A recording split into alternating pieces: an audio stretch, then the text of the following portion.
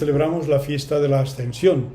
Muchos de los que habéis estado en Tierra Santa recordaréis la visita a ese pequeño santuario que se encuentra en la cima del Monte de los Olivos, un santuario que formaría parte del complejo de lo que llamamos la iglesia de Eleona, el Aios, Olivos, en griego, una iglesia construida por Helena, la madre del emperador Constantino, junto con la iglesia de Belén y la iglesia del Santo Sepulcro o iglesia de la Resurrección, una iglesia importante de la cual nos habla también la peregrina Egeria, describiendo la liturgia que se celebraba allí.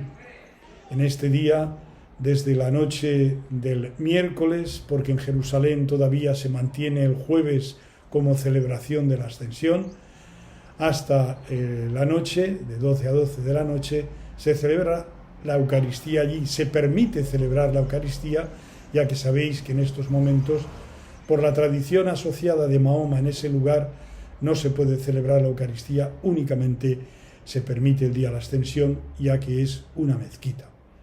Pues bien, en ese lugar recordamos ese acontecimiento, entre comillas, que forma parte de ese mundo simbólico metafórico. Jesús no asciende ni en helicóptero, ni en un avión, ni nada por el estilo. En la teología lo que se nos quiere decir es que Jesús cierra el círculo de su estancia entre nosotros, después de haber pasado su vida siendo uno más entre nosotros, después de habernos regalado su presencia como resucitado para que nos demos cuenta de esa dimensión nueva que va a permanecer entre nosotros, y la ascensión nos certifica que Jesús vuelve al lugar de donde vino, al lugar junto al Padre en la gloria. Vamos pues a escuchar las lecturas. Lectura de los Hechos de los Apóstoles. En mi primer libro, querido Teófilo, escribí de todo lo que Jesús hizo y enseñó desde el comienzo hasta el día en que fue llevado al cielo, después de haber dado instrucciones a los apóstoles que había escogido, movido por el Espíritu Santo, y ascendió al cielo. Se les presentó él mismo después de su pasión, dándoles numerosas pruebas de que estaba vivo, apareciéndoseles durante 40 días y les hablaba del reino de Dios. Una vez que comían juntos, les ordenó que no se alejaran de Jerusalén, sino aguardad que se cumpla la promesa del Padre, de la que me habéis oído hablar, porque Juan bautizó con agua, pero vosotros seréis bautizados con Espíritu Santo dentro de no muchos días. Los que se habían reunido le preguntaron diciendo: Señor, ¿es ahora cuando vas a restaurar el reino de Israel?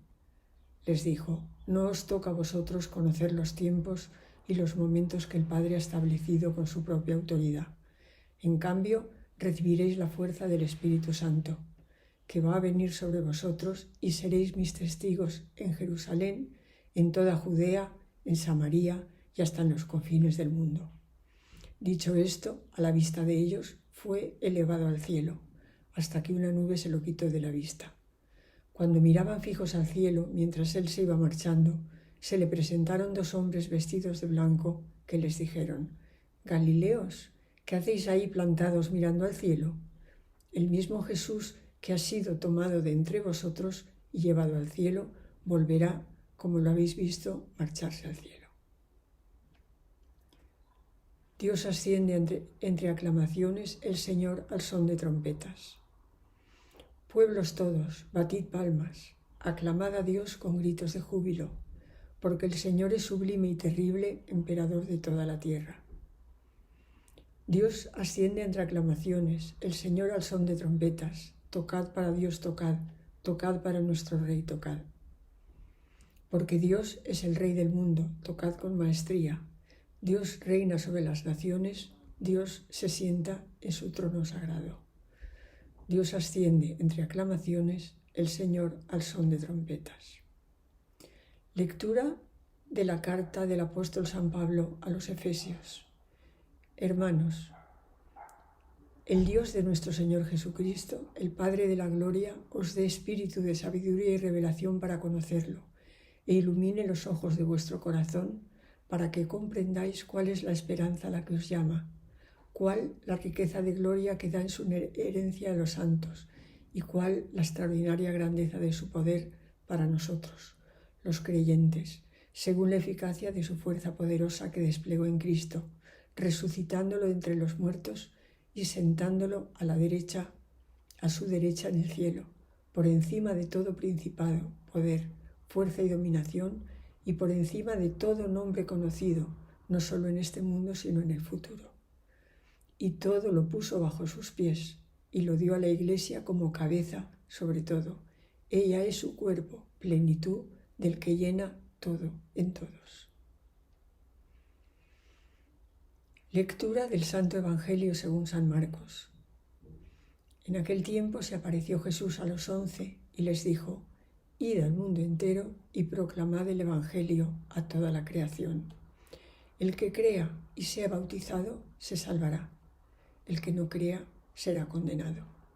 A los que crean les acompañarán estos signos: echarán demonios en mi nombre, hablarán lenguas nuevas, cogerán serpientes en sus manos, y si beben un veneno mortal no les hará daño. Impondrán las manos a los enfermos y quedarán sanos. Después de hablarles, el Señor Jesús fue llevado al cielo y se sentó a la derecha de Dios. Ellos se fueron a predicar el Evangelio por todas partes, y el Señor cooperaba confirmando la palabra con las señales que los acompañaban.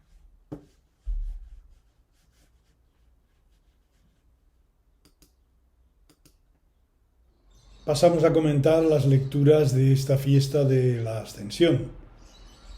La primera lectura de los Hechos de los Apóstoles nos muestra el relato de Lucas, que es la descripción más detallada y completa del acontecimiento de la Ascensión. Nos lo cuenta al final del Evangelio como culminación de la vida entre nosotros de Jesús, y al mismo tiempo nos lo cuenta al inicio del libro de los Hechos como punto de partida de la misión. Por lo tanto, este relato es la descripción, como decía, más completa del acontecimiento, ya que la sitúa en el tiempo y en el espacio con abundancia de detalles. Pero a pesar de su brevedad, tiene muchos detalles.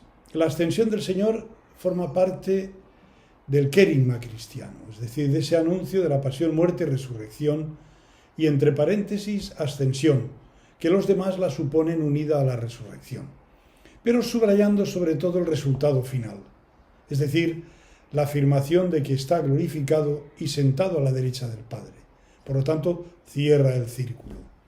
La primera lectura es, por lo tanto, la que nos relata la ascensión. Una manera complementaria, como digo, de cerrar el círculo de la resurrección. Jesús que vuelve de nuevo al lugar, entre comillas, de donde había venido. Cabe preguntarse, ¿y para qué ha estado 40 días Jesús en este mundo como resucitado? Es una pregunta, yo creo, pertinente. En la visión particular de Lucas, autor del libro de los Hechos de los Apóstoles, para consolidar la fe de sus discípulos, con objeto de dejarles preparados para la misión que les llevará hasta los confines de la tierra, predicando y haciendo discípulos. Los 40 días significan un tiempo adecuado, un tiempo adecuado que refleja algunos aspectos más importantes. En primer lugar, este número significa la madurez acabada, una generación, la edad que ha de tener un rabino para poder ser ordenado como tal y ejercer con plena autoridad propia. Esto significa, en el lenguaje judío, utilizado aquí por Lucas, que los apóstoles han recibido y alcanzado una madurez suficiente para ser los testigos autorizados de Jesús. Y en segundo lugar indica un estilo pedagógico. Jesús les ofrece durante este tiempo todas las pruebas que necesitan para adquirir la plena seguridad de que estaba vivo y de la identidad entre el crucificado y el resucitado. Lo necesitaban los que habían de anunciar al mundo el más maravilloso reflejo del poder de Dios en favor de los hombres, la vuelta a la vida para siempre. En realidad, la ascensión No es algo distinto, como decía antes, de la resurrección, porque es en la resurrección donde Jesús recibe el poder y la gloria del Señor del universo. Estamos en el lenguaje simbólico metafórico. La ascensión certifica el final de una etapa de encuentros experienciales muy importantes del Señor resucitado. La escena de los discípulos que miran hacia el cielo, viendo cómo desaparece, ese carácter simbólico, desaparece su Señor, evoca para Lucas la necesidad de mirar hacia el mundo, hacia la historia, para cambiarla, porque ese Señor estará ayudando a los suyos mediante su Espíritu, cuya fiesta preparamos ya desde ahora. La ascensión, por lo tanto, apunta a una tarea de la Iglesia, la de predicar y anunciar la salvación a todos los hombres. La segunda lectura de la carta a los Efesios nos muestra una de las claves de la comunidad cristiana, la unidad en el espíritu de una misma fe y de una misma esperanza, y consiguientemente del amor. Este es un pasaje que tiene un cuño bautismal, en el que los nuevos cristianos son instruidos sobre su decisión de recibir el bautismo para formar parte del cuerpo de Cristo, de la Iglesia, que tiene su fuerza en el Espíritu. La carta nos habla de la vocación a la que hemos sido llamados en la Iglesia, que es uno de los temas dominantes de este escrito de la carta a los Efesios.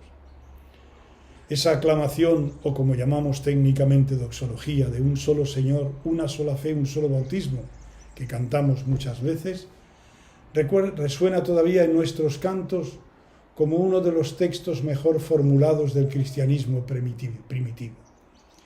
La Iglesia de la que se habla está fundada en Cristo por medio de los apóstoles y profetas, que son ministerios de evangelización. En la Iglesia, pues, hemos recibido el Evangelio, en ella hemos conocido al Señor de nuestra vida y en ella debemos vivir la experiencia de la salvación en este mundo. Y finalmente, el Evangelio de hoy es una especie de síntesis de lo que sucedió a Jesús a partir de la resurrección. Síntesis que algunos han añadido al Evangelio de Marcos, cuando ya estaba terminado. Esto se reconoce hoy claramente por su estilo e incluso por su teología. Habla de la ascensión según lo que hemos podido escuchar en el texto de los Hechos de los Apóstoles. Pero lo que verdaderamente llama la atención de este Evangelio es el encargo de la misión del resucitado a sus apóstoles, para que hagan discípulos en todas las partes del mundo. Se describe esta misión de la misma manera que Jesús la puso en práctica en el mismo Evangelio de Marcos. Por tanto, Él es el modelo de nuestra predicación y de nuestros compromisos cristianos. El reino ahora se hace presente cuando sus discípulos se empeñan, como Jesús, en vencer el mal del mundo y en hacer la liberación de todas las situaciones angustiosas de la vida por medio del Evangelio. Y a los que creen les acompañarán estos signos: echarán demonios en mi nombre, hablarán lenguas nuevas. Ellos fueron y proclamaron el Evangelio por todas partes, y el Señor actuaba con ellos y confirmaba la palabra con los signos que les acompañaban. Son los signos visibles que ya acompañaron la misión de Jesús y que acompañan hoy nuestra misión. Son los signos, por lo tanto, que podemos verificar en nuestra vida, pero únicamente desde los ojos de la fe. La salvación que Dios ofrece alcanza a todos los hombres y a todo hombre. No se trata de la salvación de las almas, sino la salvación de los hombres integralmente. Dios los había creado a su imagen y semejanza en un ser humano total. La presencia del poder de Jesús es que ninguna dificultad, ningún obstáculo impedirá el avance de la tarea evangelizadora. Por eso, una vez más, animémonos, cada uno, desde el lugar que ocupamos en la Iglesia, a seguir esto a lo que nos llama Jesús, a continuar su misión, a evangelizar, a hacerlo patente. Una vez más, felices Pascuas y feliz preparación a la venidera fiesta de Pentecostés, en la cual el Señor nos enviará el Espíritu Santo. Y una vez más agradeceros vuestra fidelidad y vuestra atención, y agradeceros todo lo que nos decís de bonito en el WhatsApp y en los correos electrónicos. La ascensión del Señor es tratada de forma diferente por los distintos evangelistas. Mateo nos cuenta que los 11 habían marchado a Galilea y allí se despidió de ellos.